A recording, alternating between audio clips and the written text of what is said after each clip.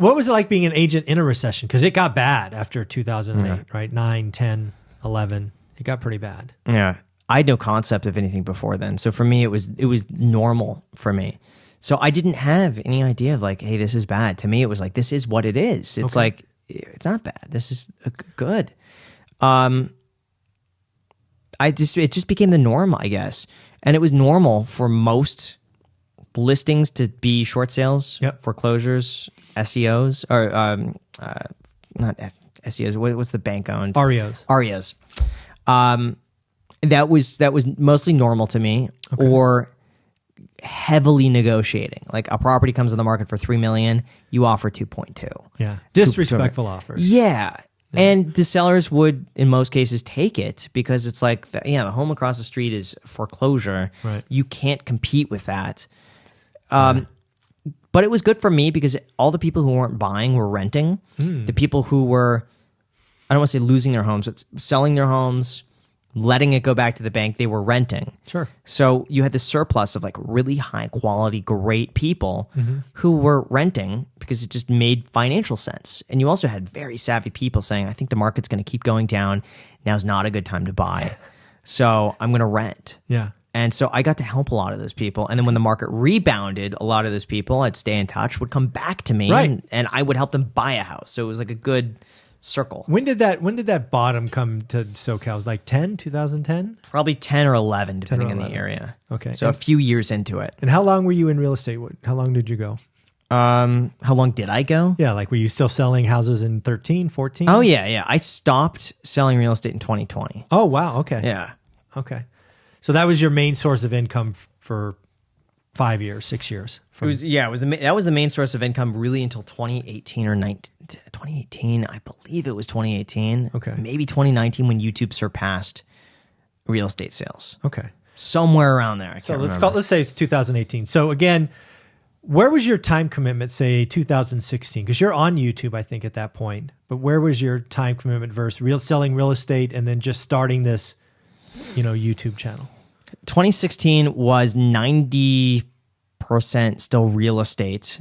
2016, I technically started YouTube December of 2016. Okay. So it was still real estate at that point. Yeah.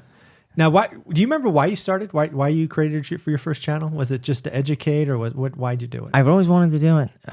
I got really inspired by this guy's name is Rob Dom. Okay. And he was kind of a car channel, but he made this video in 2010 or 2011 that was like how I bought a Lamborghini Diablo, and went through the logistics of like what he did for a living to buy that car, and how nice. and like how you could be successful at a young age. I think he was like late 20s, and he ran his own computer business, and he talked about like every detail of what you need to do to buy a Lamborghini. Okay. And I thought, man, this is like so much potential in doing what he's doing and just talking to people about like common sense business stuff. But I thought for the longest time, no one would want to listen to me.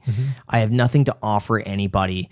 And at the time, people wouldn't take you seriously on YouTube without a Lambo. And that was the reality. It's just like any other car, people wouldn't care. But if you had a Lamborghini, people would pay attention for whatever reason. Okay. So I thought I couldn't make videos unless I had a Lamborghini.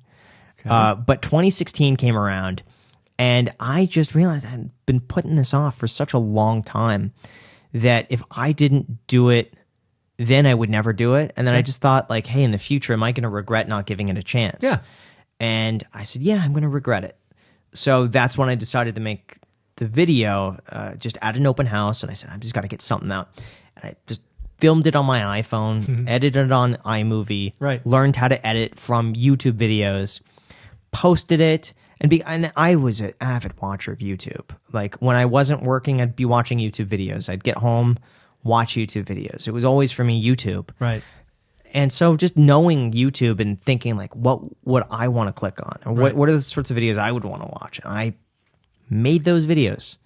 And I talked about my experience of getting in real estate and sales, different strategies that people could use, what's worked well with me. I didn't think it would amount to anything. Right. No. Yeah. And that's a great mission, because one of the things I'm trying to get W-2 employees now to think about is starting a channel around their passion, right? Now, it doesn't have to be investing, housing, just whatever your hobby is, whether it's coral, whether it's fish, cars, whatever it is.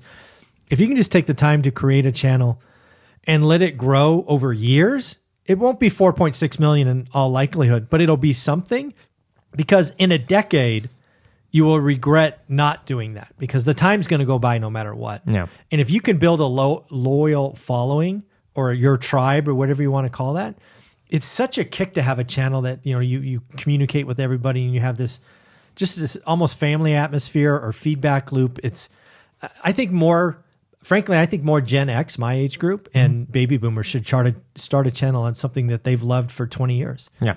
I don't know why they don't, but it's a lot of work. You have to be, again, obsessed with, because otherwise you're just going to make videos and talk to nobody. Yeah. And then it's like, then it gets discouraging. It's a lot of work. Yeah.